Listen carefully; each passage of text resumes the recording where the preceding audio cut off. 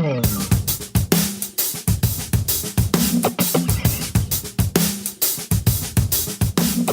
welcome to another installment of the podcast, Working Drummer.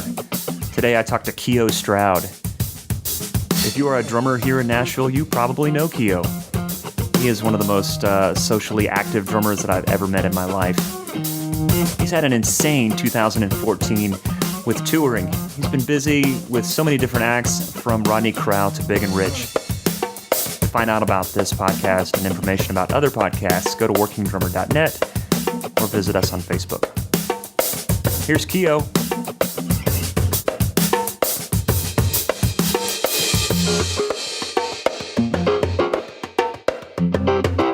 Man, what are you up to these days? What's keeping you busy? I mean, you mentioned Big and Rich. Yeah, I've been doing that. I guess I've been doing that since June. I think. It's been fun.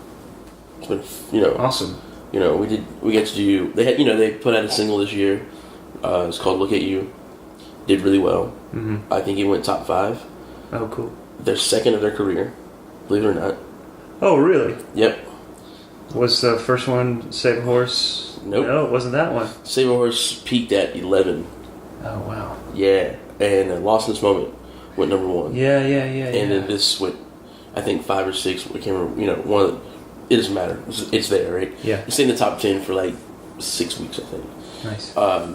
And then so with that, we did all the TV shows. We did. Okay. The Bachelor. I think we did The Bachelor. We did Leno, or not Leno, Tonight Show. Sorry. Queen Latifah. Guitar Center Sessions, which is awesome. What is that? I don't know what that is. So, the Hollywood Guitar Center, that very back room, the acoustic guitar room or whatever, they have a TV show called the Guitar Center Sessions. Wait a minute, I have seen, and speaking of Brady Blade, I think I saw him play. Possibly so. With Daniel Lanois. Yeah, probably. Yes. Yeah, I mean, they're tight. Awesome. So, yes. So we did that this year, which actually comes out in 2 weeks, January 2nd. Uh-huh. The Guitar Center Sessions thing comes out. And that was fun, man. It was like, we did Queen Latifah and that the same day. Is that acoustic? Is that broke down the... No, it was full on. It's full on. Oh. It was, obviously, the room is the same size as my apartment here. Yeah. So I had to play a little quieter. Yeah. Than everybody else. But it was full on, But it's Big and Rich. It's not. Full on sweating. Yeah. It was man. All the lights like right behind your, but it was cool, man. It was. That's neat. Yeah, it was. That's cool. It was a lot of fun. So I enjoyed that, man. But yeah, it's been good, man. It's like, so with the single doing well, playing a bunch of shows. Yeah. So I started with them in June, and we just kind of rocked through now. Last Thursday was our last show. Okay. Before Christmas, after Christmas we did the Liberty Bowl. Okay. The halftime show for the Liberty Bowl in Memphis, and then I think we're done until March. Okay. So, but no, it's been good, man. It's just been a because I ran into you at Forks and a while ago, and you had been doing some shows with Rodney Crowell. And it sounded like a really cool acoustic style setup. It was that you were doing. And I think I had run into you before that, and you were playing with him as well. So I didn't know how that had changed, but yeah. Well, I've been playing Rodney for 10 years. Well, there you go. So yeah, I started playing Rodney in 2004. So that'd be 10 years. Yeah. I was 34 now. So yeah, I think that's about right. So yeah. This year he had a record called Tar Paper Sky that came out, and it was him and Stuart Smith that plays guitar with the Eagles. Oh, cool. And Stuart played with Rodney for many years before he played in the Eagles, and they did his record together. And then he wanted to tour, but he wanted it to be upright bass, little drum kit, and then Stuart on electric, and then he played acoustic. And we did like probably 40 dates, like we were done in June. Oh, wow. So we did between February and June 1st, we played 40, maybe 50 shows. And you started with Big and Rich in June. Yeah. So did you know that was coming up? No. No.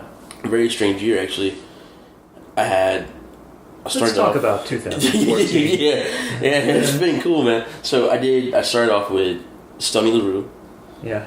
In January 2nd, actually. It was weird, January 2nd, everything happens January 2nd. Something happened with the drummer.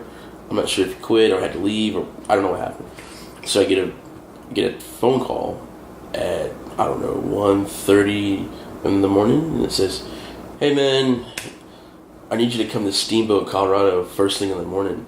Oh wow! And play the next day. That morning, it was 1:30 in the morning. Yeah. And so hours from that point, you'd be on a plane. He said, "Yeah," and I go, "Okay, yeah." And he goes, "And we're actually going to be out for 2 weeks. Can you play the next 2 weeks?" Well, I was like, "Yeah, I can. No problem." And he goes, "It's cold. Dress warm." That's kind of what he said. I was like, "All right, thanks." So I got an email with my plane ticket, the whole deal. Yeah.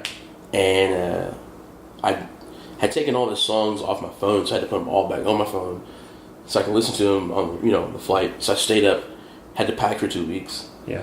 And then I don't have any drums out there, so I had to bring as much stuff of mine with me on the flight.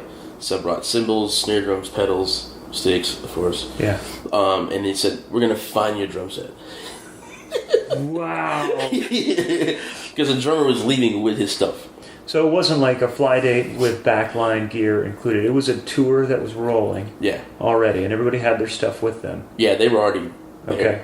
This was where, I'm sorry? Started off in Steamboat, Colorado. Yeah, okay. So they were already there. Yeah. There's a Texas Music they do a big festival there every year. I forget what they call it, but Steamboat, blah, blah, blah, and all the big Texas guys are there to play at the festival, basically. Yeah. So I did. I went to the airport. I have 5 bags with me, which we all know is expensive. I learned that day that if you upgrade to first class, you get 3 free bags plus your 2 carry-ons. Do you remember what airline? It was Delta. Delta? Yeah. Okay. I think. Is it Delta or USA? I think it was Delta. I wouldn't be surprised. Delta, they're winning me over with a few things that they're doing right. Yeah, because we've been finding them quite a bit. Yeah. So anyway, so I go do that. It was fine. So I did it for 2 weeks, and then there's still no drummer. Like I'm just subbing the gig. I'm the filling guy because they all live in Texas and Oklahoma. I live in Nashville, so it was like, okay, well, I'll do this, and then I'm done. Yeah. So I'm going to the airport. They're dropping me off at the airport, and they go, "Hey, man, can you play next week?" Yeah. Yeah. So that went on for about a month and a half of, it's like 2 weeks, and then another month and a half, and then finally I was like, "Oh man, I got these dates with Rodney coming up. I gotta go do that." Yeah. So they're like, "Oh, no problem, man." So So I went out and played 2 weeks with Rodney doing promo stuff, Austin City Limits, and not Austin City Limits, but what's the fest down there? What's the festival? The ACL Fest. Maybe that's what it's called. I'm not sure. It's in Austin. Oh, South by Southwest? South by Southwest. There we go. Yeah. Oh, nice. So we went and did 2 weeks. We did a week there, and a week of shows. And then, it was really weird. So then, I went out with this guy named Chad Warrix, who I helped produce his record. So I went out with him for 2 weeks. Mm-hmm. Like, it was just, happening, right?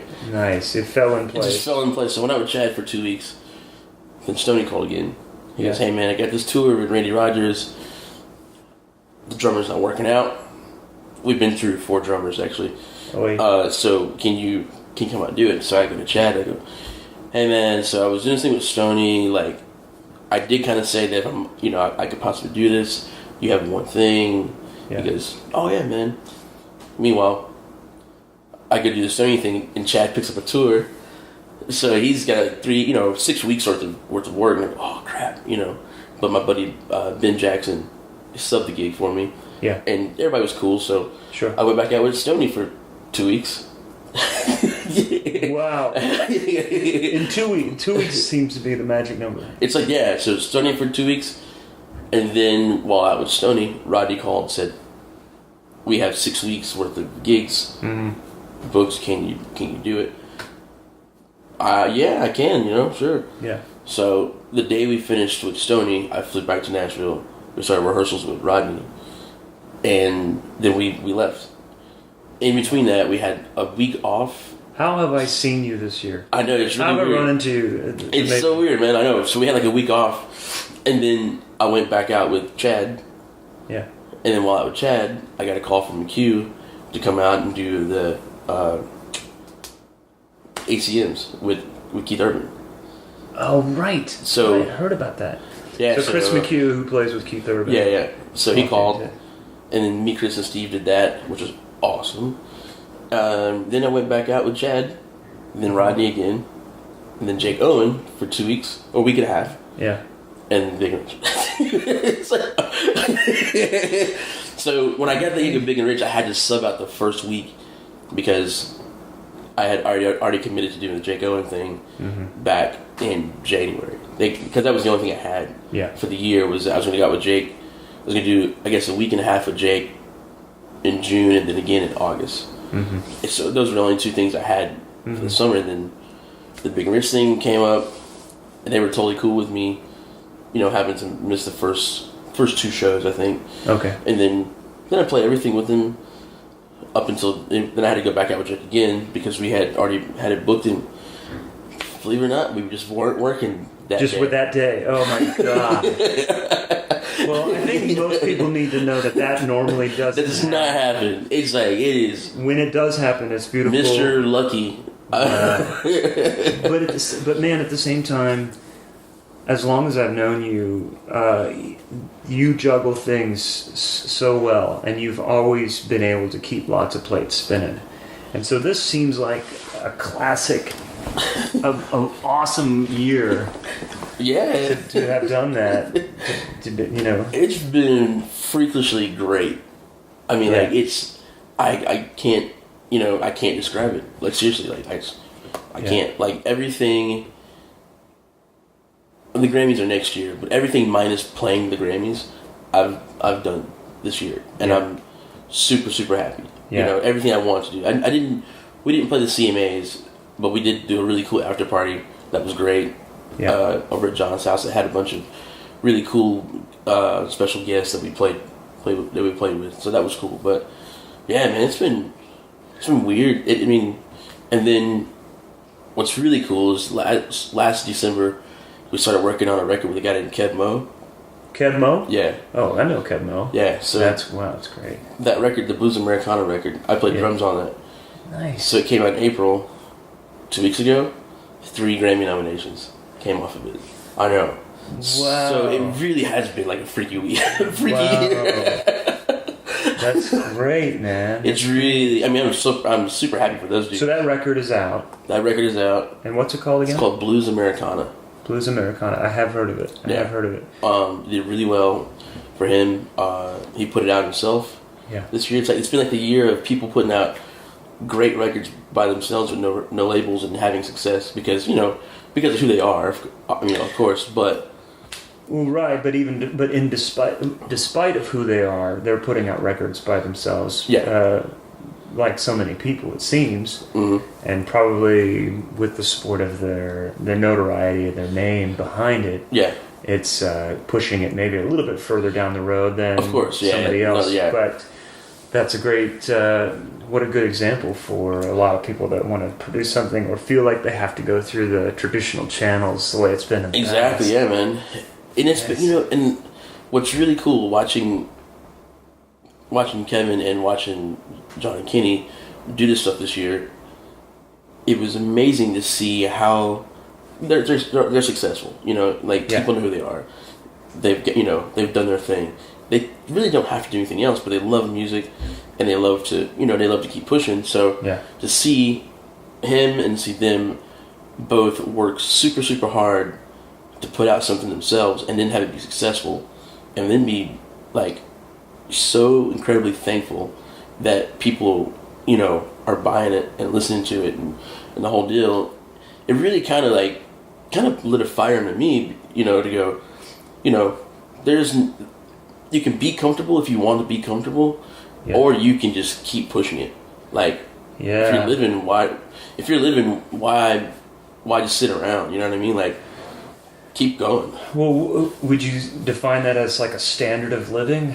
You know, people make money so that they can have a certain standard of living. But if what you do is creating a standard of living that you desire, money is a part of the equation, but isn't the answer. No, yeah. Yeah. And it's funny because I don't think it's a driving force. I don't think, you know, I think because money's there. Yeah. That the driving force is that they love music.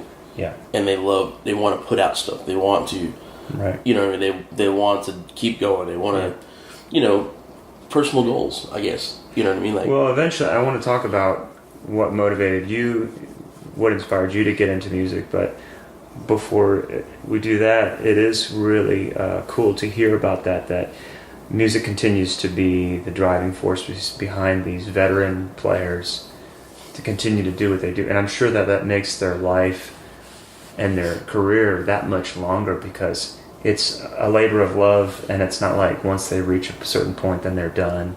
Yeah. You know, ever. Or they have to tour because they have bills they have to pay. Yeah. So we do the reunion tour. Yeah.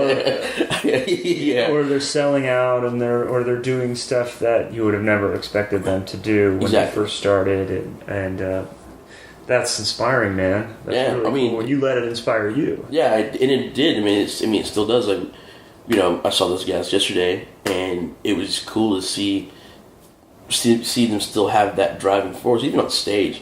Just never phoning it in. Like, there's nobody in that band with the BNR thing, and even with Kev. You know, it's really funny. I met Kevin on a cruise ship. I was playing with Rodney. Keb Mo. Oh, Keb Mo. Okay. His real name is Kevin. Okay.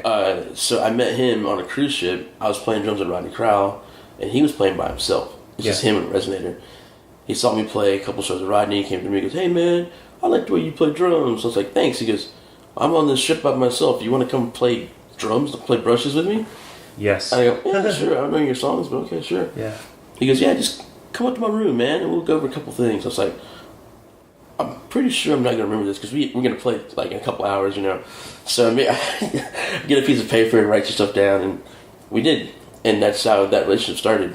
Nice. And then 6 months later, he called me to play the record. So, you know, when I first moved to Nashville 15 years ago, my wife had a couple Keb Mo records, and I took them, and they were a couple things that had this really nice groove tracks to them that I was like, I need something to practice along with before I start getting busy learning songs for gigs, which I had been doing a lot of up to that point. So the time that I spent practicing along with music had kind of gone away. I hadn't really done much of it for a while. So I was looking into like, well, what do I want to sound like? How do I want to kind of spend my time in the practice room? Well, I want stuff that feels good, is groovy, and kind of covers a wide range. And not knowing what Nashville had to offer, what country music was, if I was going to even play country music or what.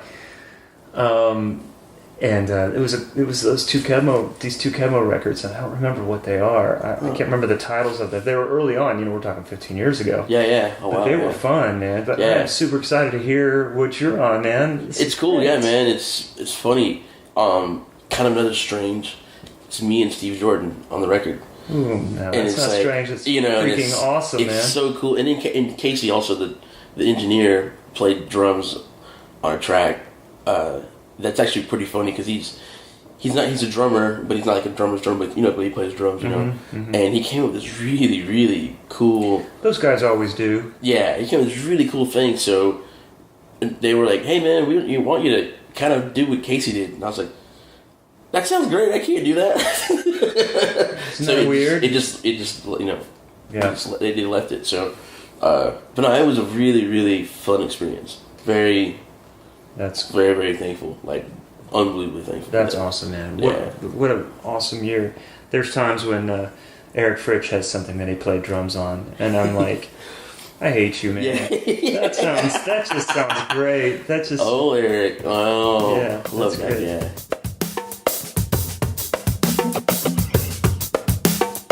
What led you into music? What led you into drums?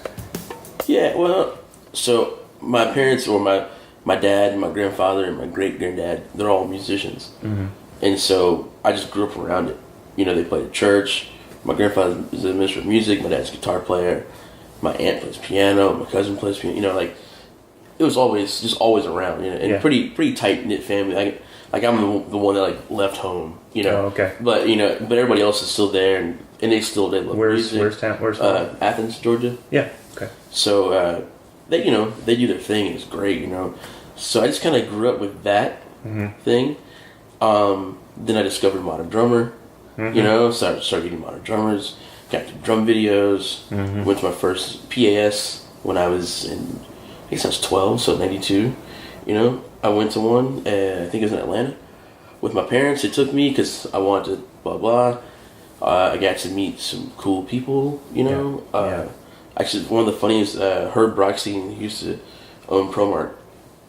I met him and his son, I forget his son's name, Mari, I think, or Barry, one of the two. Anyway, but I remember going home and writing him a letter that said, you know, Mr. Brockstein, one day when I become a professional drummer, I want to endorse ProMark drumsticks. Yeah.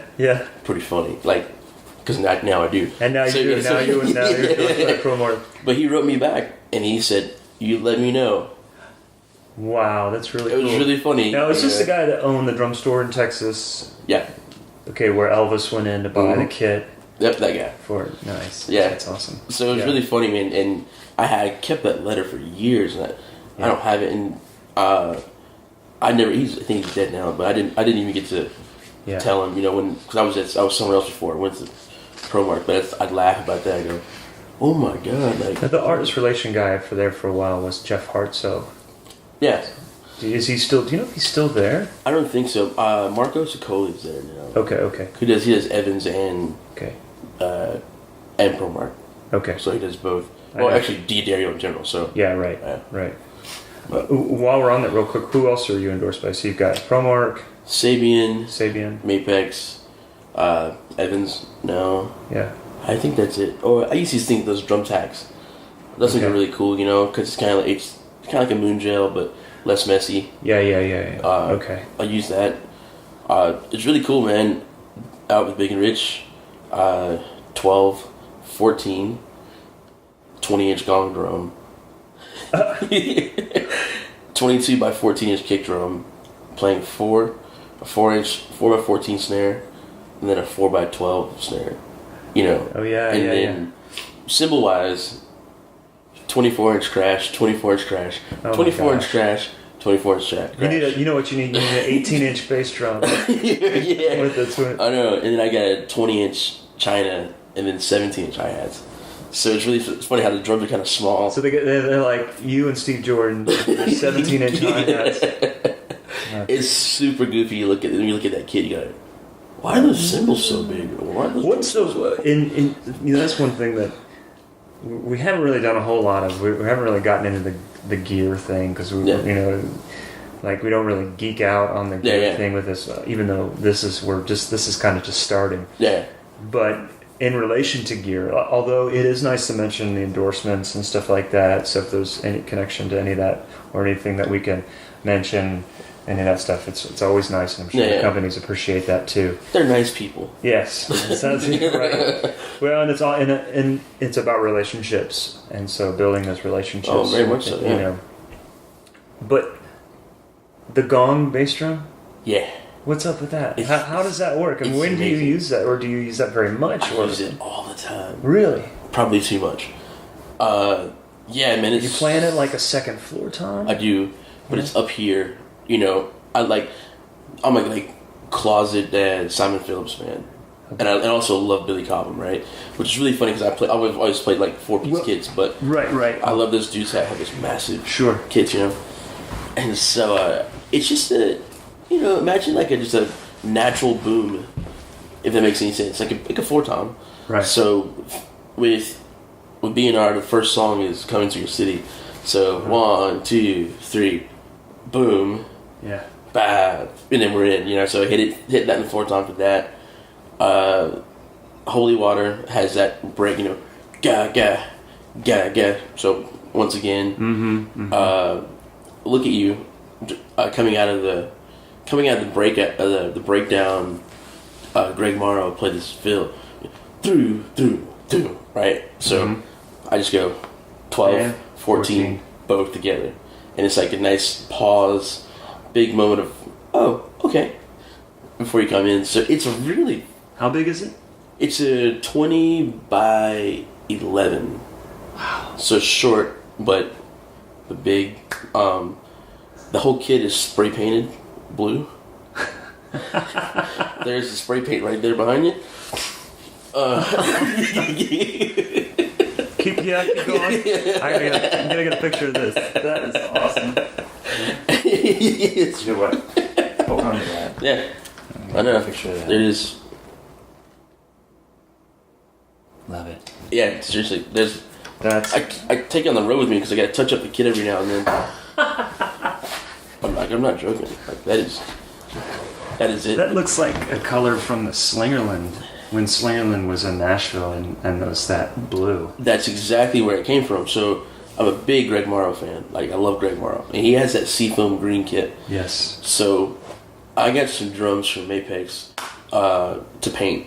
I just wanted to paint, because I wanted to have a project with me and my daughter, and I was like, it'd be kind of fun, So then I got bored and started the project without her. Mm-hmm. So I sanded the drums down, went out and bought a paint gun and the whole deal. Mm-hmm. Got the seafoam green, the whole deal. The paint gun broke.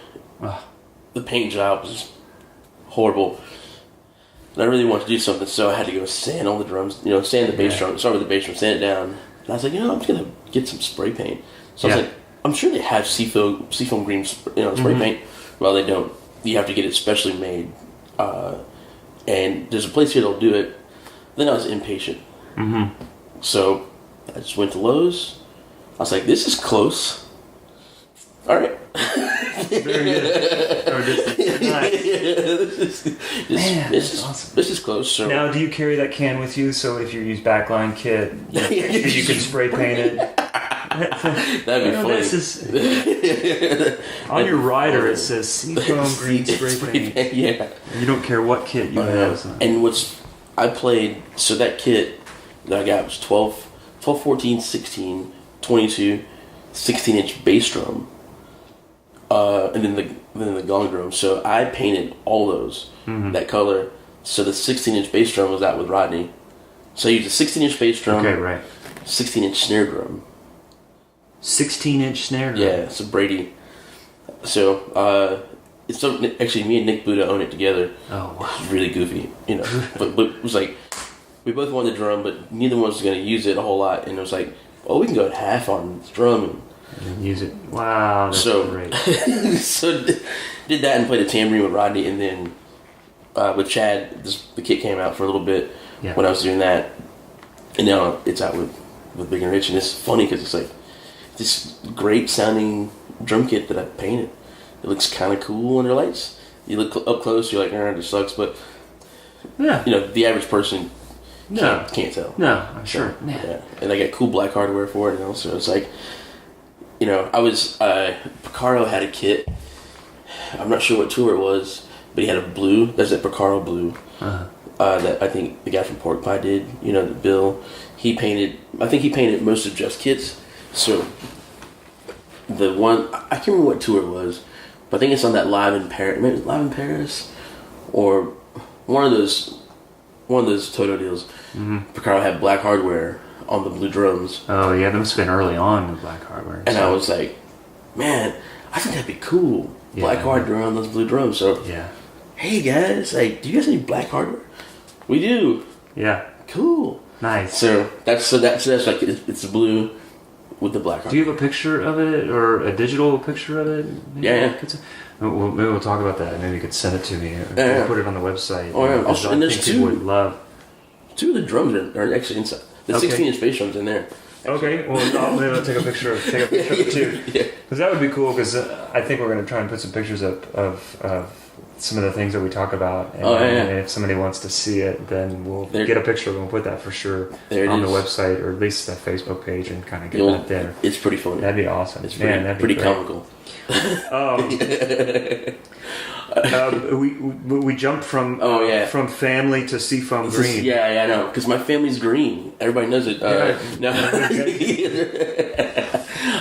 But no, yeah. So the deal was, I played drums, around Athens a little bit, but I was never, like the big fish in a small pond. I was just a dude that played drums. Yeah. I played at church. My dad had a top 40 band, so I played with those guys. Yeah. It's where I learned how to play double drums, double drumming, two drummers at the same time. Okay. They were doing the James Brown thing, so that was fun. Going up doing that, and then I was kind of sort of working at a music store, but I never got paid, so working was not really what I would call it. I just kind of hung out there a lot. Were you selling things? I was kind of an intern, I guess, Yeah. Because that's what I wanted to do. I grew up, the idea of being a professional drummer was kind of weird. It's like, people played music, but nobody was like, they weren't, Was it very few, was it like, not kind of realistic from your parents' perspective? Or it wasn't realistic from mine or theirs, really. I mean, we didn't, Athens is a really strange place. Most people don't leave. They And can. it's growing now. Yeah.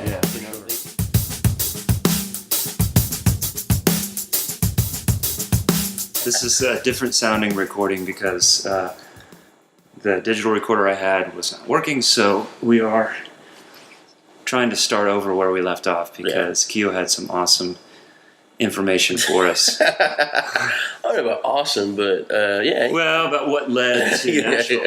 Well, Yeah. So, because one of the things that I found interesting about what you were saying was the idea of being a professional player was not in your, it didn't seem to enter your mind. You're like, I love drums, maybe I could be a drum tech, but the idea of being a professional musician didn't seem to be something that you or your family talked about much. Yeah, I mean, it was funny. I mean, it was kind of talked about, but it was really rare. There was a guy from my hometown who played drums for Wilson Pickett, and he was kind of like the guy. You know what I mean? Like, right. He had done it, but then he was also kind of, he did it and he came back. You know what I mean? It was like it wasn't like a lifelong thing for Yeah. like you have here. People just play music rest of their lives.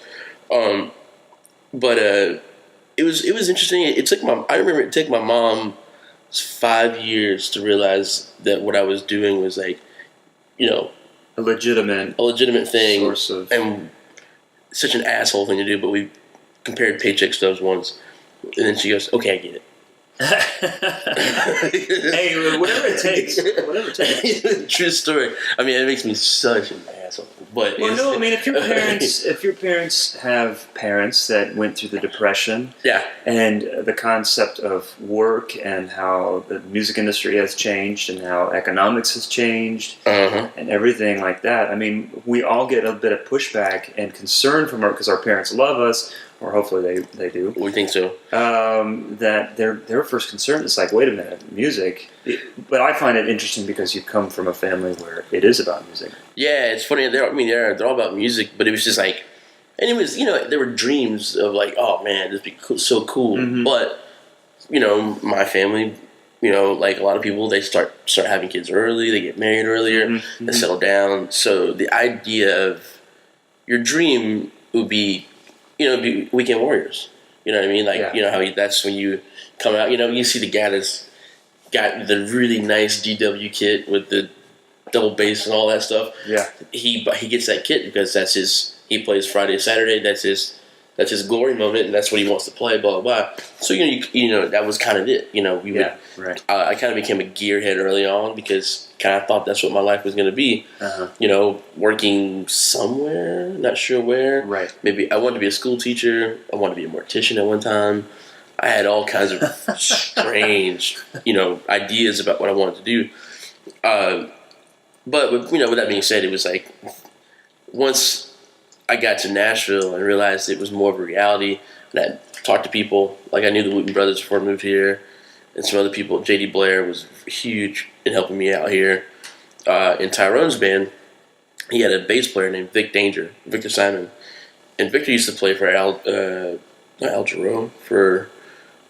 Forget the guy's name. No, man, it's horrible. Al Green? No. Harry Belafonte. Oh, wow. There we go.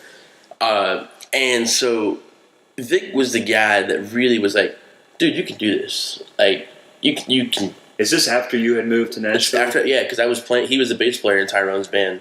I was playing with Tyrone Smith, and he was the bass player, and he was kind of the guy pushing me, going, "Man, you can do this, man. You can." And Tyrone Smith was the guy that you played with in Athens when you came back early. I don't know if we missed that part of the story.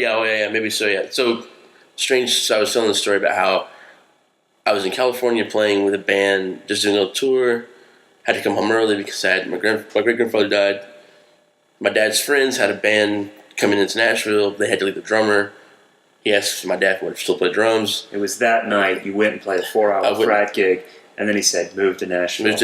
And that was Tyrone. Yeah, Tyrone Smith. Super Tyrone T. Smith. Yeah. Okay. And so the bass player in that band was the guy, Vic Danger. Okay. Great bass player. Amazing bass player. He passed away last year. I think last year, year before last, but super, super cool dude. Nice. But so when I first moved to Nashville, I used to crash on this couch because I was still in college. So I would go to school Monday, Tuesday, Wednesday. Wednesday night, I would leave West Georgia, drive to Nashville. Yeah. Vic and I would go see the Wooten Brothers play. Oh, wow. And then we would go get on the bus and go wherever, or the next day we would drive, Yeah. That was kind of how we rolled. And it was fun. I spent so much time just talking to that dude about stuff, about music, about, all kinds of just craziness and dreams and stuff like that. And he was the guy that pushed me. So when I ended up getting the Wade Hayes McHayes thing, I called him first. I was like, man, what do you think? He goes, you got to do it, man. You can't play in this, can't play in this cover band forever. You should be playing drums. And I said, I want to be a tech, maybe. Oh, no, man, you need, So that's what we did. So that's... I just find it fascinating, man, because you've done so many different things, and you've had success in town, and you continue to build upon what you've done over the years. As long as I've known you, it seems like, we all have ups and downs, but I feel like, there's a lot of people in town who know who you are, in Nashville know who you are, and you're working with some really good people, and it's like you continue to add on, but I just find it fascinating that early on, you needed that confirmation from people constantly say, no, you're good, you should do this. Why do you think that you needed that? Was it, you don't seem like you lack confidence, but did you lack confidence? Oh, very much so, and I still do. It's really weird, man. It's hilarious, but yeah, that was kind of the thing. I didn't, it was like, I guess because of where I'm from, it's like, there were great players all the time, and I also wasn't like, a lot of people move to Nashville, they are the best where they come from.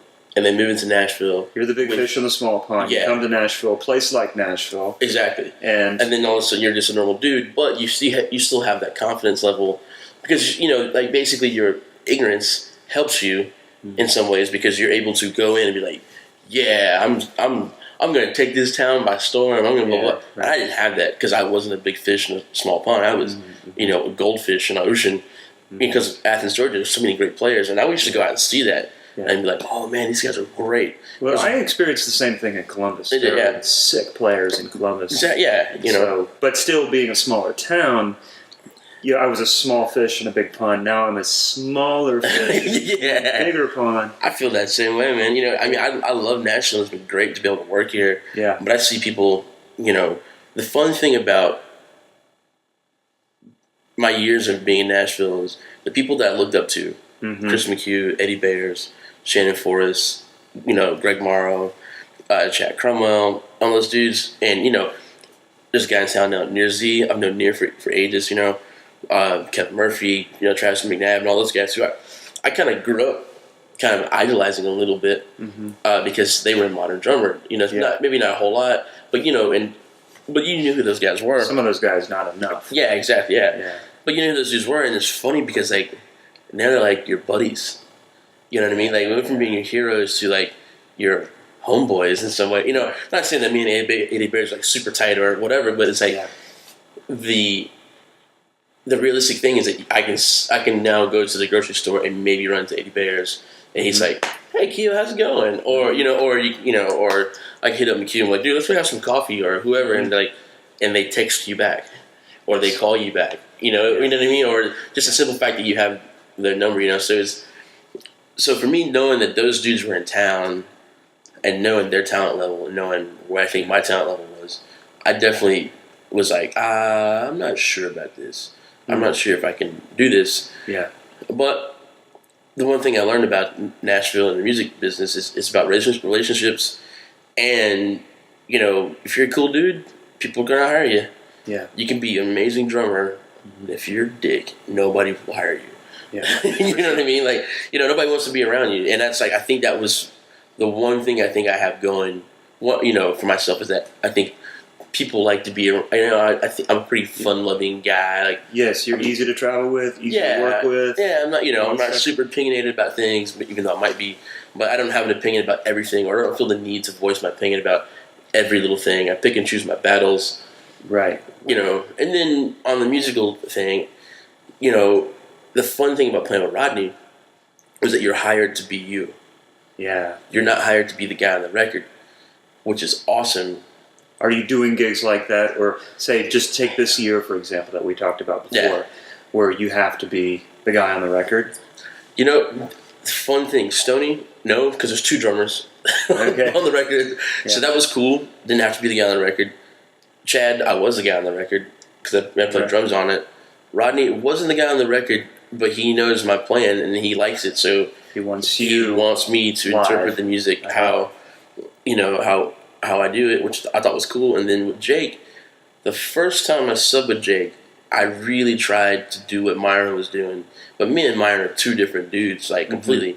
And Myron does Myron very well. And Myron is the live drummer? Is the live drummer, yeah. Yeah, for Jake Owen. For Jake. And he doesn't play everything like the record, you know. Right. But he's been Jake's only drummer his entire career. Yeah. And so that's what Jake is comfortable with. That's what Jake is comfortable with. And I think that's the reason why people want they want you to play like the drummer on the record, because that's what they know. That's what they sing along with. That's their identity. Exactly. You know. Yeah. But, you know, for Jake, his thing was he's been playing Myron for ages, and Myron didn't play anything like the stuff on the record. Yeah. But they had that trust thing, they're buddies, and it's about trust. Trey Hill and I, guitar player with Big and Rich, we were talking the other day, and we're like, to be hired as a professional musician, the thing that people pay you for, or that makes you a valuable person, is trust. Mm-hmm. They trust you with their career. They trust you with, you know, being a cool dude. They trust you with bringing it every night. They trust you with not bringing craziness on the road, you know, or maybe some, but, you know, not too much. They also trust you to, you know, be cool, you know, and not, you know, not air dirty laundry. If you're mad at this person, or for whatever reason, you're not going to go home and talk about it in Nashville. Hopefully you're going to be a man and go to the guy that you have a beef with and be like, hey, man, we need to figure this out. Exactly. You know what I mean? Because you have to live together. You have to live together, yeah. Nobody wants to hear that, you know, the other way around. So, and that's what, you know, and Myron has that thing with Jake. So, the first time I subbed it, it's very interesting because they didn't play to a click or anything. Myron would just count the songs off and they would play. Yeah. And it was funny because it was like 3 shows opening for Chesney, and we got to rehearse, but they didn't play to a click, and he was saying, yeah, man, this song is between like 70 and 77. Just pick one. You're like, my brain don't work that way, you know. But nobody in the band cared, you know. You can just pick one, just play it. If it's too fast, it's too fast, you know, whatever, right? But we ended up working out where we actually got working tempos so they could be consistent every night, just for me. The next time I got to do it. Now, did you play to a click? Did you use a click for yourself? I did. Yeah. Because I needed. I wasn't like super familiar with the songs, and once again that whole like confidence thing, you know. Mm-hmm. Once we're into the song, Daddy's good. Getting to the song, sometimes Daddy not so good. Right. You know what I mean? Because did you once you got started to just shut it off and just play, or if it was cool, yeah. Or, you know, sometimes you start, if everybody's gelling, you don't care if it's on or not, you're just there, you know. It's cool. Right. But, you know, there were couples, because they've been playing with Myron, and actually the day before, like, they were playing with Myron, and then the next day, I'm there. And you were there. And so, you know, they would rush or slow things down, and I just go with the singer. You know, like, I notice everybody goes, oh, man, I'm the drummer. Sometimes it doesn't work that way. Right. Well, every gig is different, but and you're approaching this, and it's you think the skill that it takes to play along with a click and make it feel good is definitely a challenge in itself. But I think you need to address the fact that coming in to a gig with no click, and be able to move with the band that's used to a certain drummer, that is a whole different. It's a whole thing. And Rodney's gig was like that. There's no clicks on Rodney's gig. You just play. Yeah. He starts everything up. That's not even a set list. Yeah. When I got that gig, you had to learn 30 years worth of music, and then I was on a plane the next day. Yeah. It's like, you got the gig. Here you go. See you tomorrow. Wow. So, there's that, but go back to the Jake thing. So the third time I did it, I just didn't care. I just said, you know what? I know it sounds horrible, but I was like, they need me to come play drums because I know the songs. We're all cool. Everybody's happy. So I'm just going to play them the way that I play. Yeah. And I'm not going to try to be Myron. I'm not going to try to hit as hard as Myron. I'm not going to try to I'm just going to go approach the gig as if I was the said drummer, because at this point I am the drummer. You know what I mean? So exactly. And what happened? It was great. Everybody was happy. Yeah. I just what made you decide to do that? Like, I'm not going to try and be this. I'm going to be me. It went back to the Rodney thing. Yeah. It went back to he and I having conversations about me being me and me not being someone else, or me not trying to be someone else. It's like, you got to be you. Do you. You are you. Right. We were talking about studio musicians, and we were talking about Greg Morrow and Eddie Bayers and those guys, and we're like, why do those guys get called for stuff? I mean, they're great, right? Right. But they all do something very distinct, very different. That's true. And they are who they are. Yes. They don't get the phone call because they play drums. They get the phone call because they play a certain way. Yes. You know what I mean? Like, exactly. If you want a traditional country record, you're going to call it Eddie Bayers. Mm-hmm. You know what I mean? If you want the 4 on the floor, Crash on 2, you're going to call Chris McHugh. You know what I mean? Yes. If you want that Southern rock vibe, you got Greg Morrow. You know what I mean? Like, and then if you want that pop country thing, you're gonna call Shannon Forrest or Near Z or whoever. If you want that really rocking thing, you call Miles McPherson now. You know what I mean? And it's like all those dudes have a voice, so to speak. Yes, it's very unique. Yes, and we look up to them. Yeah, as drummers, especially in Nashville, the studio drummer is looked up to as a hero, a god of some sort. You know what I mean? Yeah, because right. everybody had to learn those parts. Yes. You know what I mean? Yeah. That was the deal. So, but learning that those guys are there because they do that thing, they do their thing, and they've made a career out of being who they are. Yeah. It makes you go, I want to do that. It's encouraging, isn't it? Oh, it's great. It's a dose of reality that there's so many times that we get a dose of reality and it's frightening. Yeah. And you're like, but sometimes it unravels the mystery that we carry with us, especially as young players, and we come in and we're like, oh man, how do you do that? How do you obtain that? And that seems so unattainable, but that seems to be a common theme throughout a lot of these conversations we have, is that people doing what they do and being hired or not hired. And I'm going to sound like a broken record because I just, even today, talking to Mark Beckett, we talked about the same thing. Yeah. Where you do what you do best. And when you try and interpret, so that's been said. I want to go back to any gigs that you've done where you have to play the record. Maybe it wasn't this year, but can you think of another example where they wanted it note for note, fill for fill? Little Big Town was that way. Okay. I played with them for a little bit. And that was one of the hardest gigs for me because I was doing the Rodney thing, which is very free, and you're going to do this thing where it wasn't so free. You know what I mean? There were great parts and the stuff they wanted to have, and they want a certain feel and all that. And man, I couldn't provide it for them. You know what I mean? And it was totally cool. Like when it ended, everybody was happy. Like I still talk to them, they still talk to me. It was, they're super nice people. They're cool people. Yeah. Everybody's cool. But it was that thing where it's like I couldn't do it, and that was. And I got really frustrated knowing that I couldn't do it.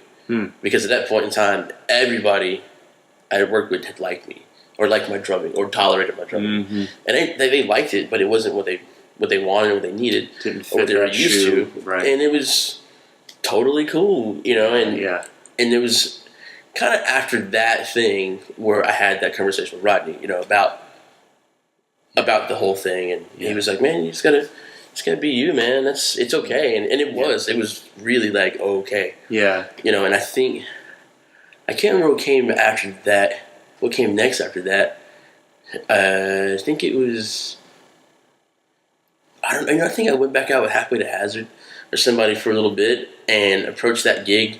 I'd always kind of approached that gig as playing whatever I want to play anyway. So they were cool with it. So I went back out and did that and really got to know me and start to trust myself a little bit more. Rodney called me back, started to trust myself a bit more about that.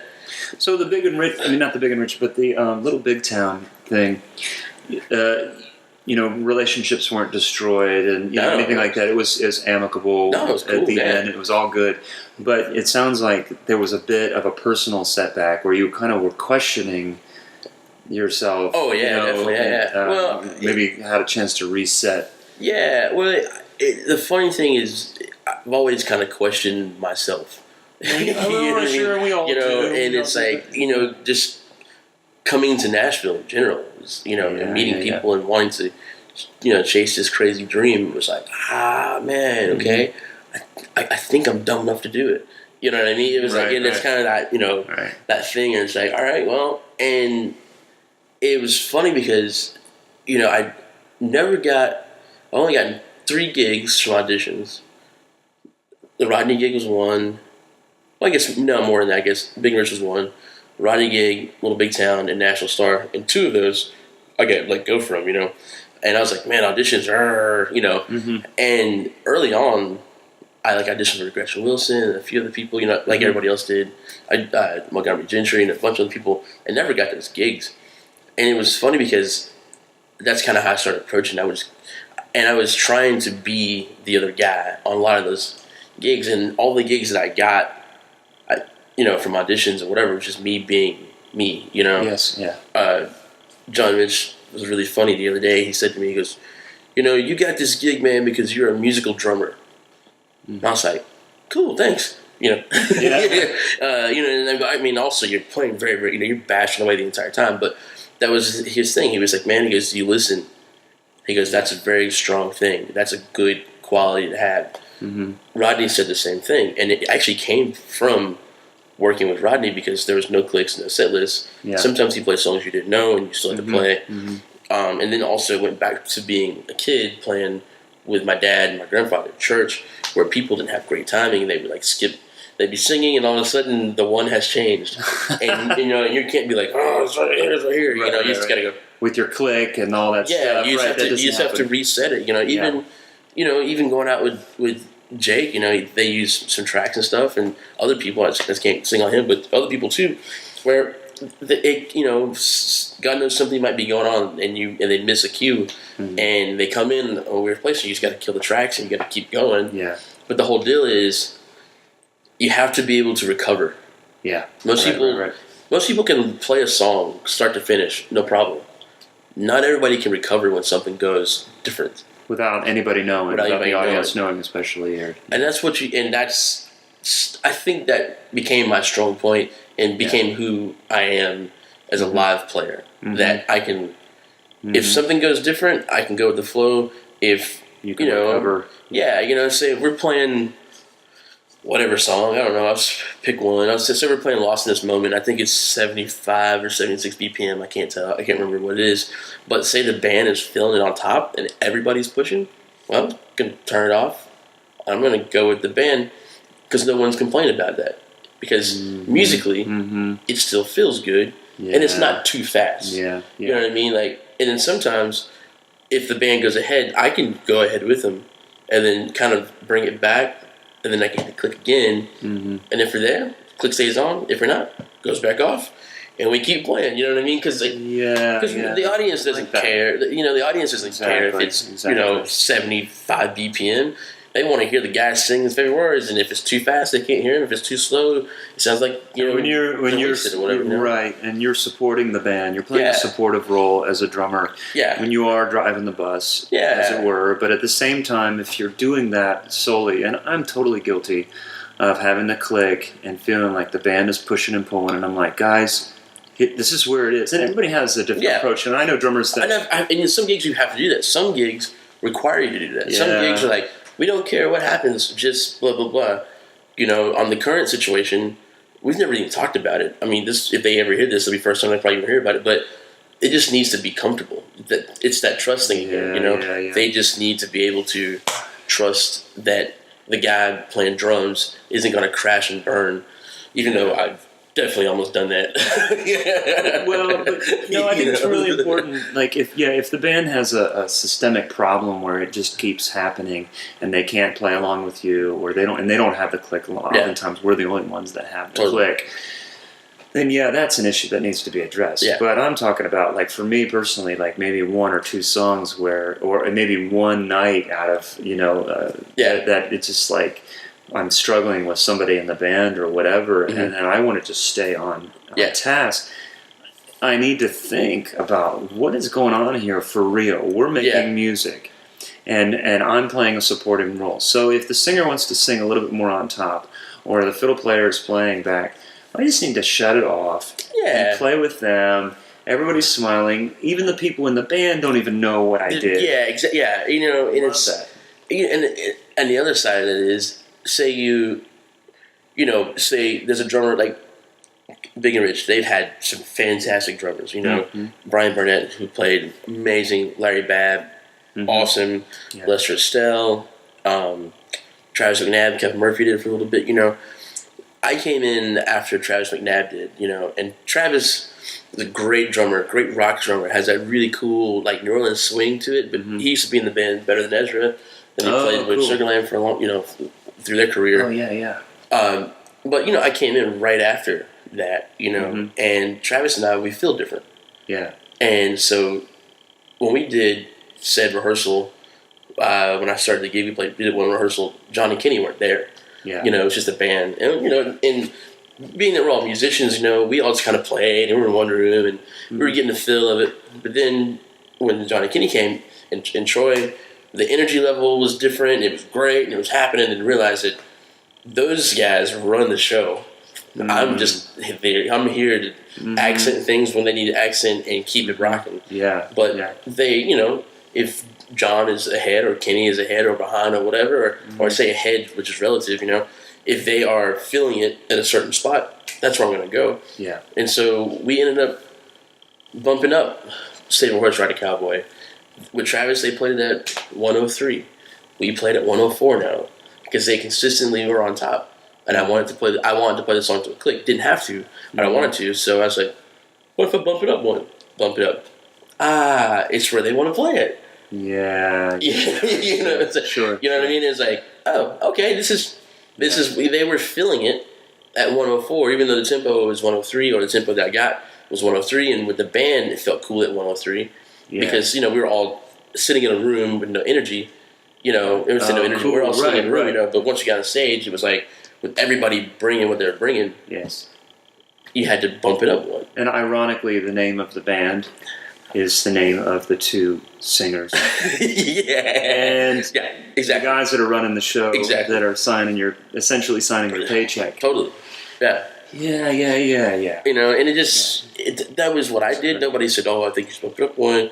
I was just like, man, this feels like they just want to play it at 104. Yeah. So I'm going to start this at 104. Yeah.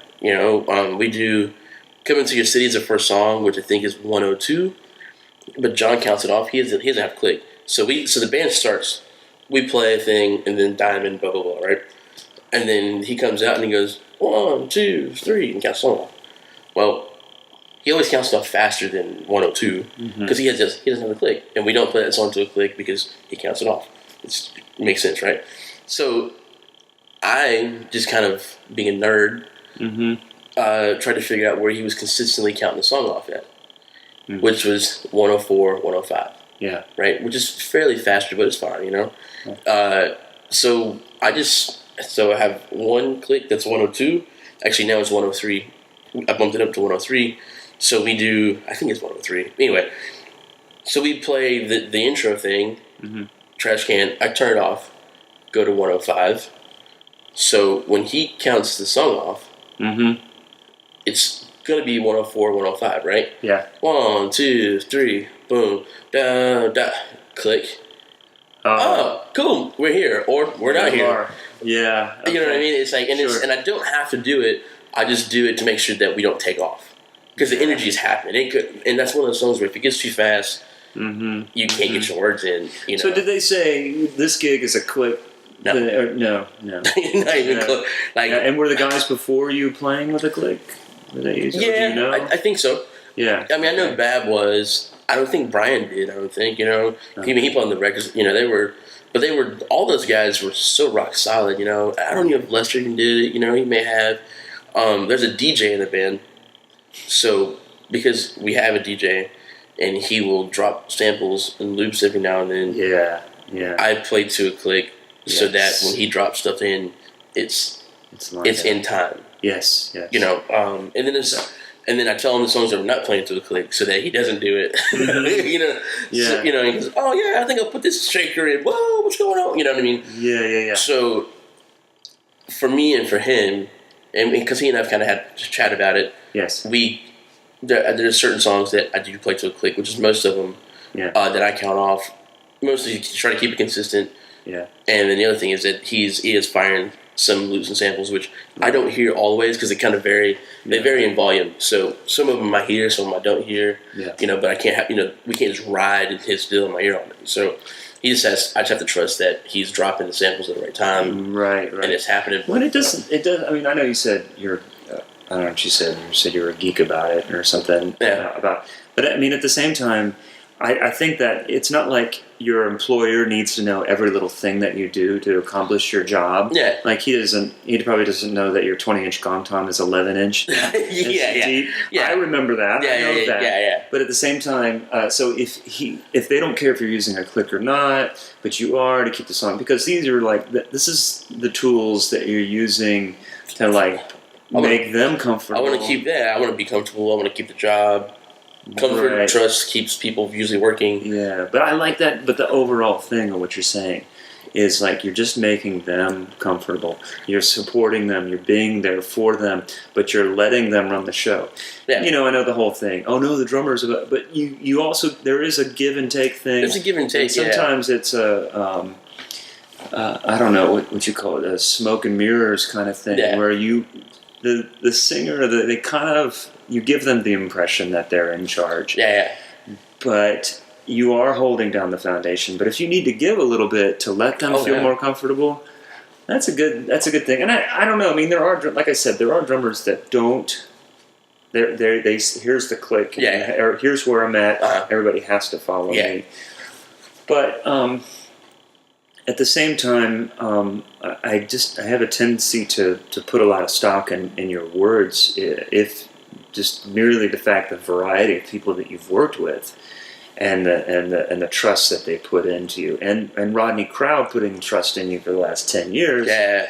That speaks volumes, man. The guy is a monster. It's pretty cool. He's a great musician, and I mean, we all struggle with our confidence, so I would hope that Rodney Crowell calling you for 10 years straight isn't giving you an insane amount of confidence. It's funny. It's like, I guess it's there. I just don't talk about it. I don't think about it.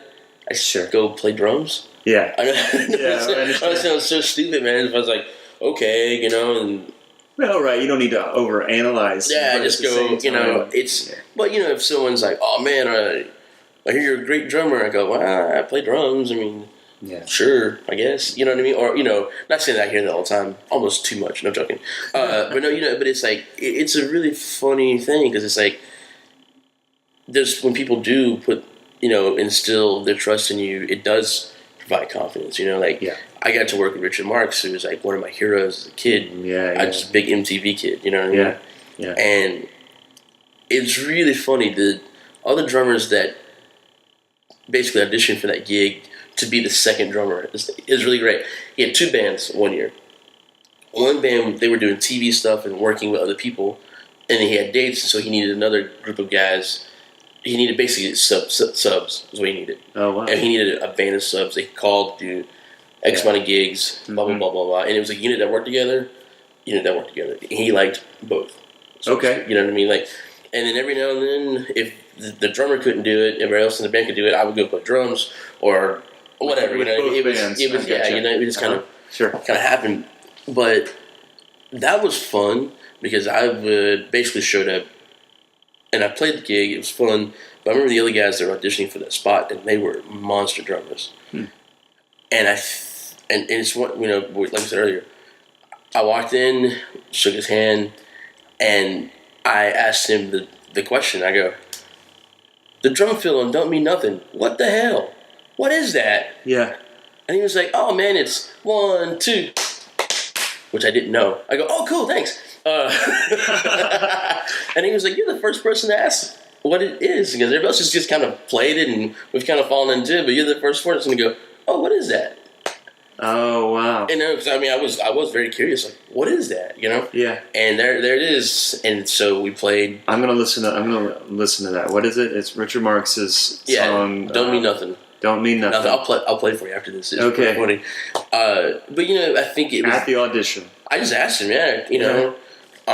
We played some other tunes that they had played because we had board tapes and stuff. Yeah. And it was a 7-song audition.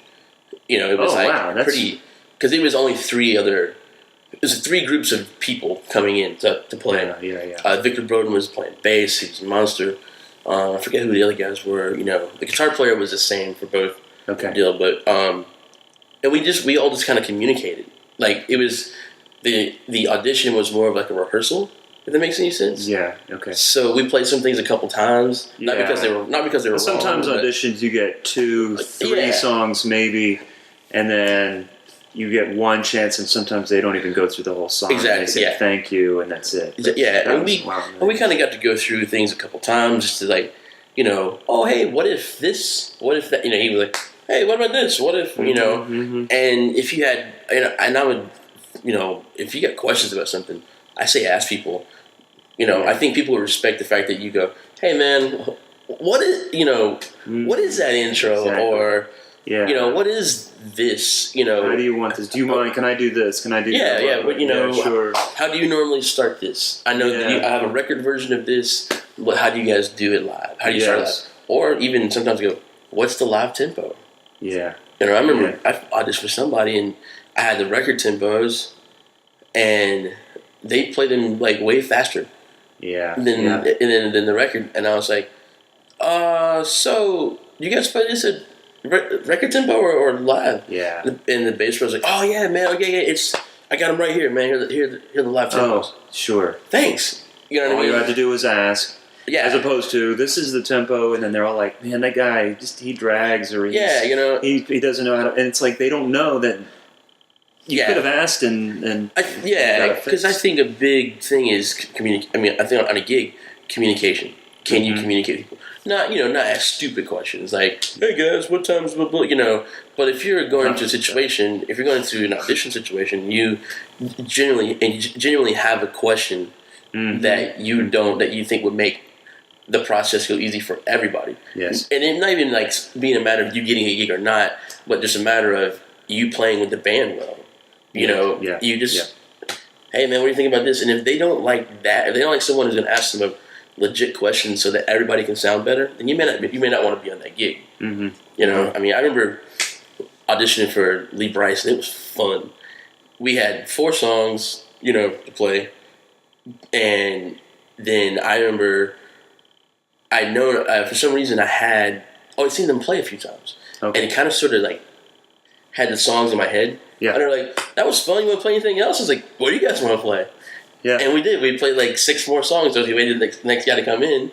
And we had a blast. I didn't get the gig, but we all had fun and we're all better buddies, And, I mean, not because of that one thing, but it was just fun. And also when you do that, sometimes they go, well, if we need somebody, we could probably call this guy. On that gig, they have 2 actually great drummers. They have Mike and Donnie, so if Donnie could do it, of course Mike would just go play drums. But but it's fun. But it's like making the audition process fun for yourself. Right. It's not a contest.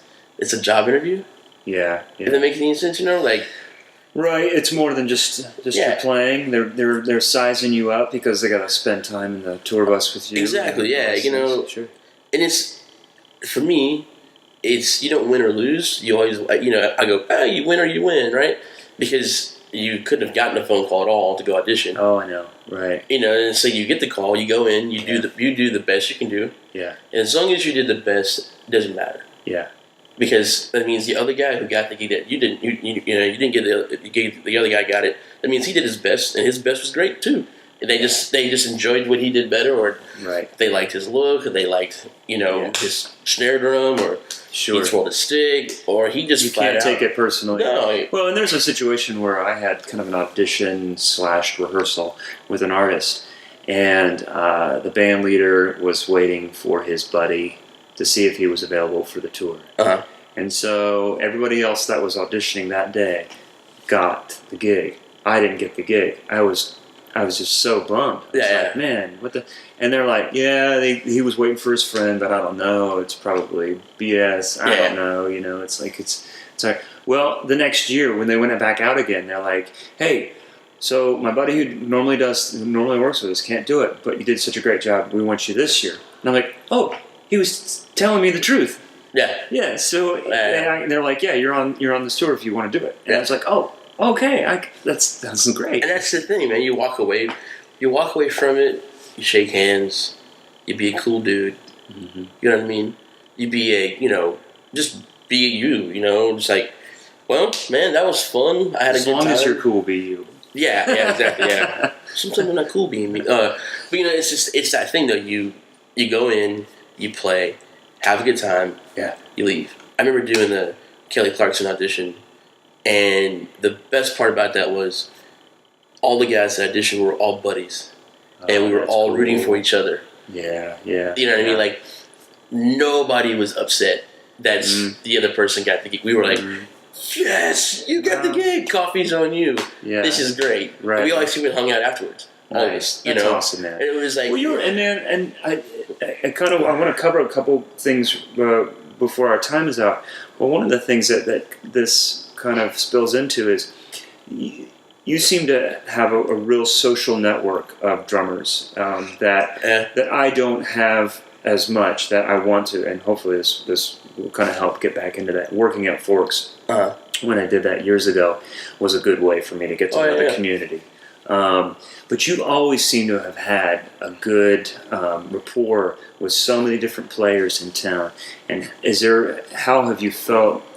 How has that been a benefit to you over time? I mean, obviously, the audition process in that particular circumstance, you were like supporting each other. There was probably a certain amount of pressure that was taken off because it was fun. It was like it was great. But I think my little social thing came from just my being a nerd and wanting knowledge. Mm-hmm.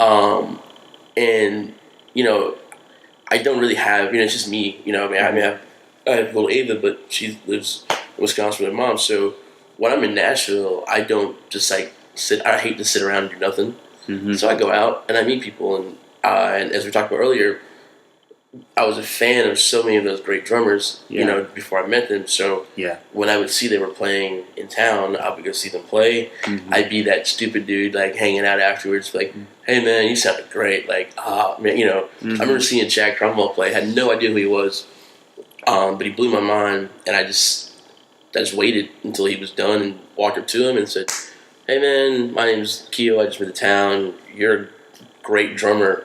Yeah. Want to hang out? Yeah. And he was like, yeah, man. Oh, that's cool. That's cool. And that's just kind of how it's gone, through, just like, want to hang out and grab coffee, or you want to, it was never my things that I wanted to get from them was just learn how to be a dude, how to be a guy, how to be a person, how to have a family and be able to play in music, how to, I didn't really want to know how to play the triplet patterns of blah, blah, blah, whatever. I just enjoyed the idea of hanging out with people and it being fun and being cool. And, right. I was trying to meet friends. And of course, I was drawn to drummers first, because I play drums. But I never was like, hey, man, I just moved to town. I really want to work. Can you give me some work? I'm not that guy. I've never been that dude, so... No, and that's true. That's a good distinction because that doesn't seem to be you don't come off that way. Yeah. There's a general social part of your personality that it's like there's a camaraderie that you're trying to continue, that connection with other drummers and within the music community because you enjoy it and as much as you enjoy playing as well. And there's a residual, the benefit of having the support, whether it's being offered work or being offered support or being offered, anything, just life things in general. It's just fun. I mean, think about it, man. You play drums. You get to pay your bills. Yeah. You can sleep in until noon if you want. I don't do that. I can't sleep until past 8 o'clock. But anyway, I'm surprised you texted me back that early. I was up. 6:30 every morning, man. Wow. Yeah, it's really weird. Bad. I hate it. Anyway. Well, but you mentioned you're here and you have the freedom to go out and do that. But you have a daughter. I do, yeah. And how old is she now? She's almost 8. She's 7. Wow. And she's new drummer. Okay. Yeah. She's going to be a drummer. And how do you juggle that? And she doesn't live in Nashville. No, she lives in Wisconsin. Yeah. Okay. So anytime I have a linked amount of time off, I just go hang out with her. Or if we're close, I'll change my flight or I'll book a flight. I was telling you about earlier I was like, oh man, I went from playing with Big and Rich and the next day I was out with Jake. Well, truthfully, I had a day between. We played a gig in Minneapolis with Big and Rich. Had a day off. I went and saw my daughter, who lives an hour and a half away. Rented a car, hung out with her. Then the next day, I flew to Canada and play with Jake. But it was like grabbing those 24 hours to hang out with her were awesome, And so that's what I try to do. And it was so funny. I was laughing at myself today. I remember being so incredibly broke. I still am, but really, really incredibly broke. More broke than I am now. But I remember being at that point where I couldn't have thought about affording, buying a plane ticket or renting a car or, just like those things was, for Christmas I'm going to see Ava and I was just like, man, it's really funny. I just booked a flight and didn't care. It was like, I just got a room car and I didn't, it was like, oh, it's whatever. It is what it is, and it's funny how playing drums has allowed me to have that in my life now. Where if I want to go do something and it makes sense to do it, go do it. Do it. Yeah, right. It's it's really bizarre. Well, having that flexibility, and then it sounds like that the relationship. And with her mom and everything like that, you guys can work those things out. Yeah, no, Christina's great. She's like, she affords me to be able to do what I do because she has Ava and I can do this and we can, we have our thing and it's a strange team, but it's winning, so to speak. Well, Ava is that? Yeah, Ava. Yeah. Well, I bet then that love. She feels that you guys cooperate together. She feels that love because it's in her benefit. Yeah, happens. She's cool and she's funny. She's spoiled. And, we've had such a great this year. It was so fun because the TV stuff. And she's 7. She goes to school, Wisconsin. They like country music. Yeah. So they after the ACMs thing, which is a dream. I've always wanted to do a TV show. One of the award shows. Never done one before. First time doing it, and then getting to do it with Chris McHugh sitting next to you and Steve Sinatra, and then you're playing with Keith Urban. It was hilarious. Getting to do that. All of the kids at school thought that she was the coolest kid in the world.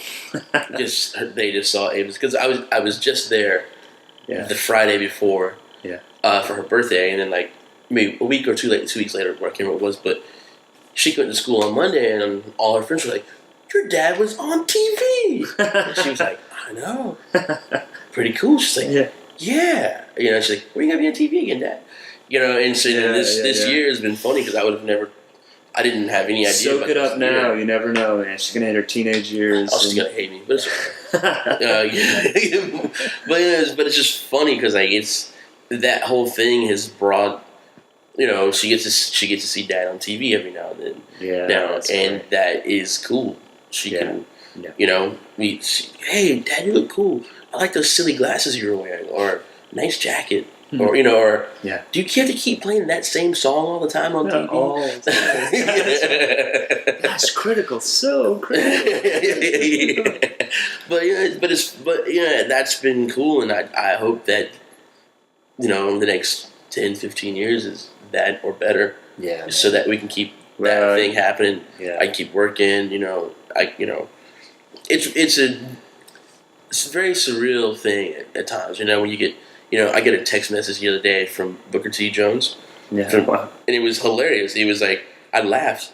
You know, I was just like, why is he texting me? You know, I knew why he was texting me, but it was funny to be like, I have that guy's phone number. Yeah, right. Like, he's a dude that's calling me for a gig. Wow, weird. You know, it blows my mind, dude. Like, that it's unbelievable, but yet believable, but it's weird, you know, like to have had, you know, almost 14 years of being national, to have had a career where people just called you, right, because they like you and they kind of like what you do, or exactly, or they really like what you do and they kind of. But then once you're there, you're doing the job. Like we've talked about all those things that you're doing to hold on to the gig. Not just you've got your reputation, you've got but once you get there, you've got to deliver.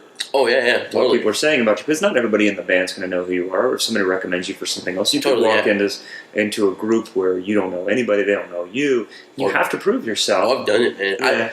I remember the first time I subbed the Jamie O'Neill gig, I met everybody at the airport.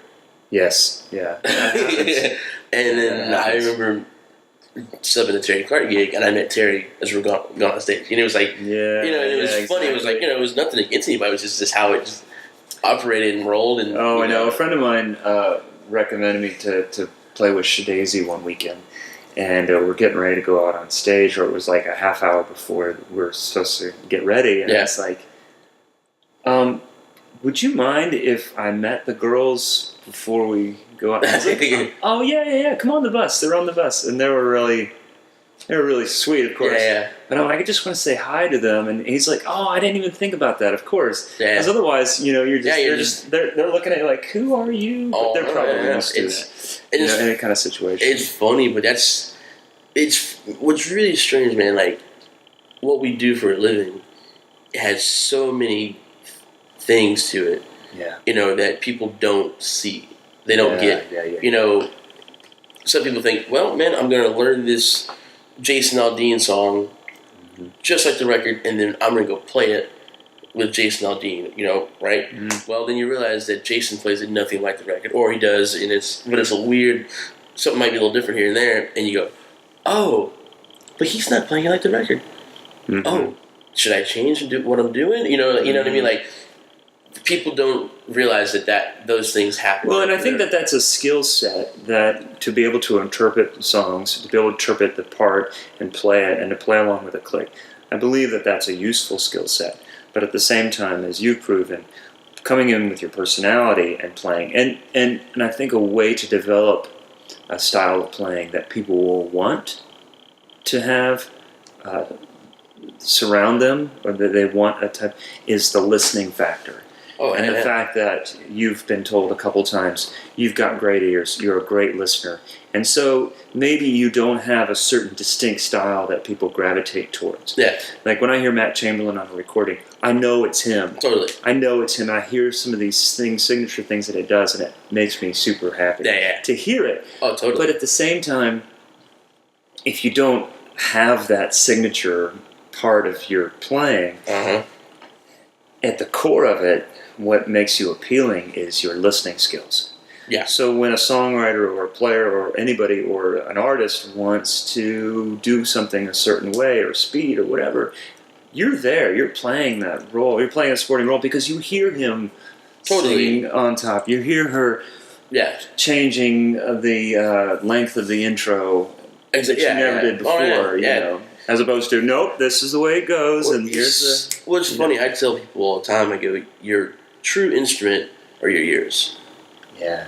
And the instrument that you physically play with your hands or your mouth, whatever, is how you express what you hear with your ears. Mm-hmm. You know what I mean? So, you can obviously, you can go play music that's written down, but someone had to hear that before they wrote it down. Right. You know what I mean? So, when playing music, be it country or whatever, I think that your true instrument is your ears, and then how you express what you're hearing with your ears is your, is through drums or guitar or singing or whatever. And you have to rely on your ears and your instincts. You know what I mean? Like, in country music, they're in groups of fours. The intro is going to be 4 or 8 bars or 2 bars, whatever. Mm-hmm. Most phrasing is going to be 4 and 4, mm-hmm. 4 and 4. Right. And then there is the 4, 2, 4. You know what I mean? Exactly. Or there's, you know what I mean? But it's you kind of know the formula. Yeah, so you don't have to think about that so much. So when playing a song with someone, especially say, Rodney would pull out a song I've never heard before. Yeah. And I'm like, man, oh shit, what are we gonna do?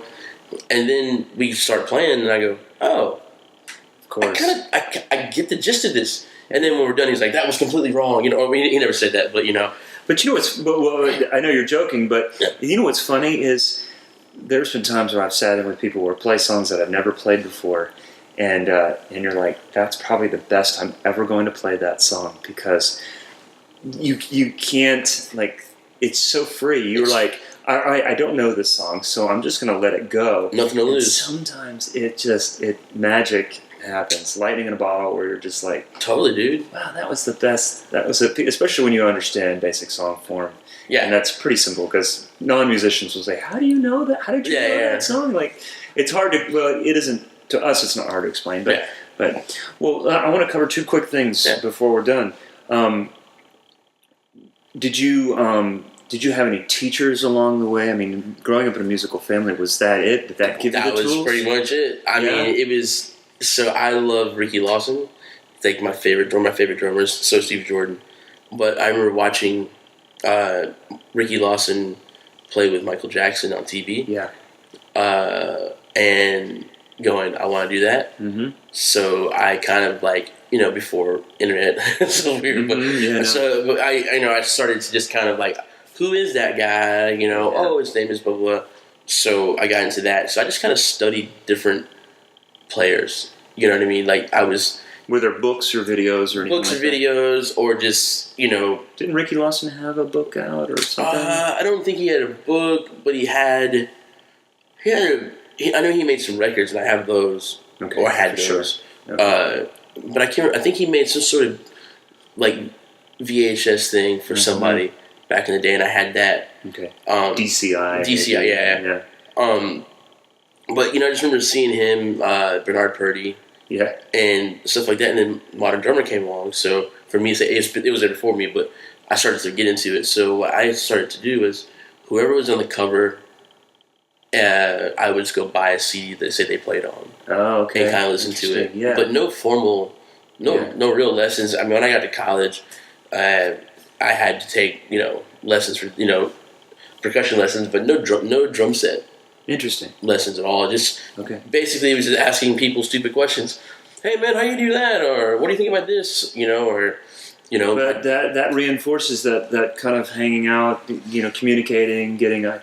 Dude, yeah. I mean, I just today in between talking to Mark Beckett and us sitting down, I had some free time and I sat down with my kid today and I was messing around with something that Mark was telling me. That I was like, I love this. This is great. It's amazing. Cool. And then the last thing I want to ask you is, you have done double drumming more so than I think anybody I've ever met in my life.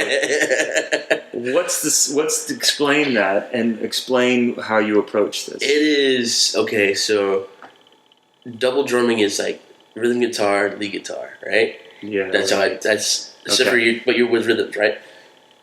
Depends on the song and definitely depends on the other drummer. with Stoney, his drummer was a guy named Jeremy Bryant, and when Jeremy and I were doing it, Jeremy for a long time played the gig by himself. Before they did a Velvet record, there weren't two drummers. Yeah. So they were, those songs have been worked up a certain way, even though they recorded them a different way. They still played them that way, but they still had the two drum thing. So I like the Allman Brothers, so I would listen to that stuff early on, and like James Brown and stuff like that. But the whole deal was not trying to be. You want to be in sync with the guy, but you're not being exact. If that makes any sense. Okay. So Jeremy and I we would laugh. Our kick drums. We first when we had a conversation about it. Okay. Oh, hey man, what do you do? So do you like to drink a couple drinks for the gig, or no, right, or yeah. you drink some Red Bull? We're like, oh no, okay, all right. And then we sat down at soundcheck and we just jammed.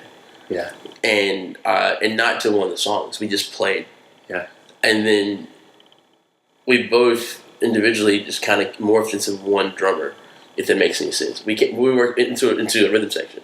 Oh, you know what I mean? Okay. And it was like, okay. From that jam session that quickly? Yeah, it was because we had to play the gig that night, no rehearsal. Oh, no. Okay. I see. Yeah. So, this wasn't months and months. And no, it's like I flew in. And, right there. And there I was. This is another one I just flew in, and there I was.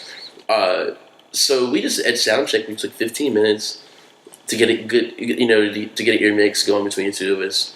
Realized that we both played our kick drums, placement roughly the same, and we were just playing, trying to figure out each other's tendencies. Mm-hmm. His was to, crash on beat 2, and mine was to crash on beat 1. Mm-hmm. His was to, he would start all his drum fills with the snare drum. I started mine with the toms. Actually, the other way around. He would start with the toms. I started the snare drum. Yeah, sure. So what we ended up doing was just over the course of that little session and then the gig, I let him play lead. I was as a supporting drummer. Yeah. So we would play the grooves, and we wouldn't play the same groove. Huh. As weird as that sounds, like he would he would be very pattern wise. Yeah, like he would be like doing like and I would go. Okay.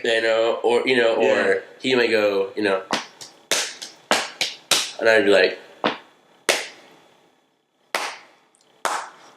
just depending on where, especially depending on what the other guys were doing. So we would just kind of do that thing, and it would just kind of go, oh, okay. Was that your first experience doing that? No, I did it. I grew up doing it with my dad's band. So they had 2 drummers, and we did it kind of wrong, but it was the first of figuring it out, because we would actually play the same thing. We were like in sync playing the exact same thing, which is fun. But then we had our moments when things would split and we would do different things, and that was cool. But it's just listening. Yeah, and just. But you found ways to complement and or add to the overall groove, the overall arc, and maybe do something sonically that one drummer can't do. If you have 2 drummers, might as well make it sound like 2 drummers. And then like not having the same drum sounds. Jeremy played 12, 14, 22, 18, and I played 12, 16, 18 kick drum.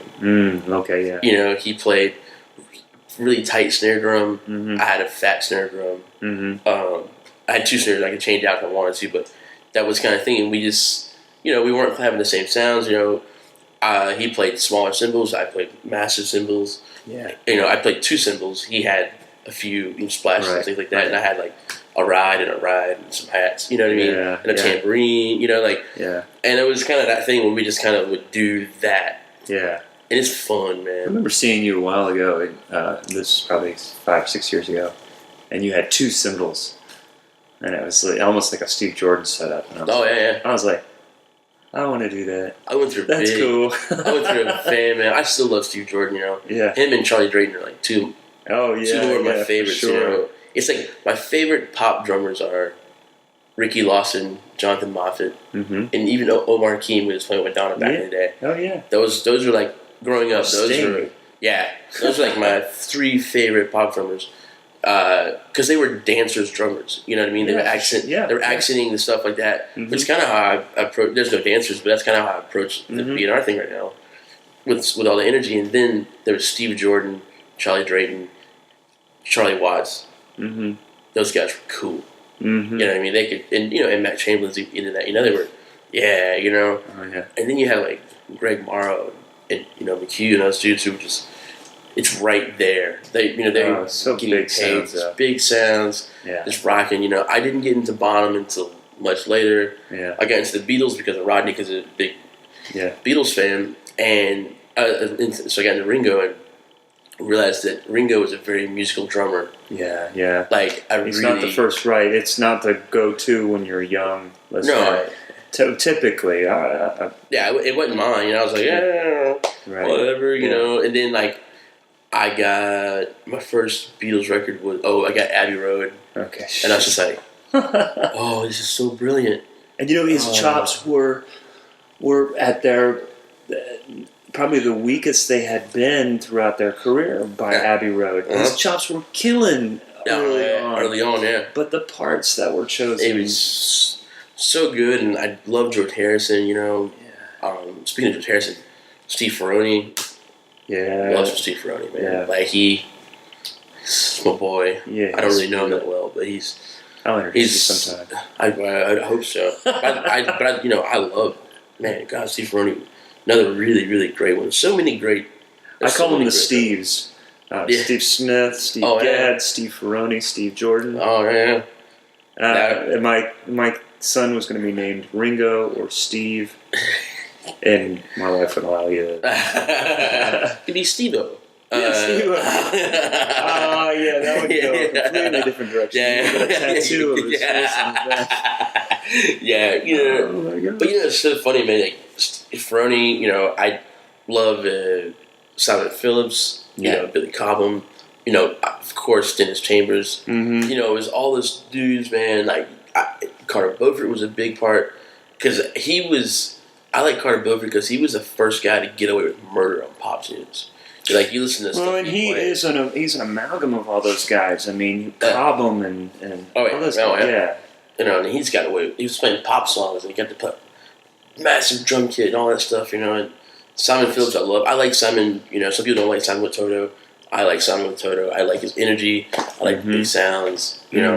Steve Ferroni just kills me when we have the Shaka Khan stuff with him. I know. Obviously the Heartbreakers, which is great. Pocket is insane. It's just so like good. There's so many, so many fun, great things, and like you were saying earlier, it's like drum lessons. Like I would just listen to records, or I probably did 4 years straight of never missing Leno or Letterman. I would stay up and watch the musical guest. Yeah. On Leno and see who was playing. One of the favorite things I saw, I think I still have it on VHS because I'm a hoarder like that. Dana Glover on a Leno, Kurt Biscara on drums. Yes. Nice. Yeah. Really, really cool. There used to be a show called Motown Live, I think that's right. Uh-huh. And they had a house band, and the house drummers it would be either Kurt Biscara, Ricky Lawson, or Michael White. Oh, interesting. And then Teddy Campbell would be there also. But Ricky Lawson, once again, one of my favorite dudes. Yeah. He was so good on that. Man, he was, great. just that solid thing. I just saw that Nathan East movie that's out. Oh, right. Yeah. Fantastic. Is it?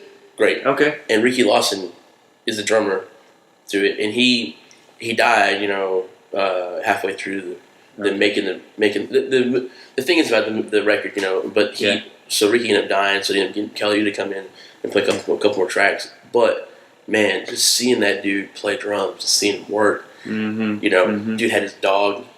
He brings his dog to the session.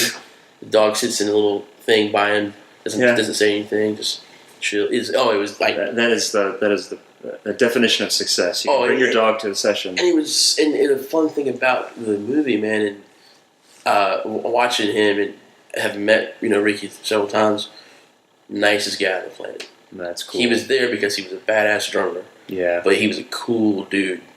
You know what I mean? Isn't that encouraging? Isn't that nice? Oh man, that was awesome. Well, that was the thing, and I have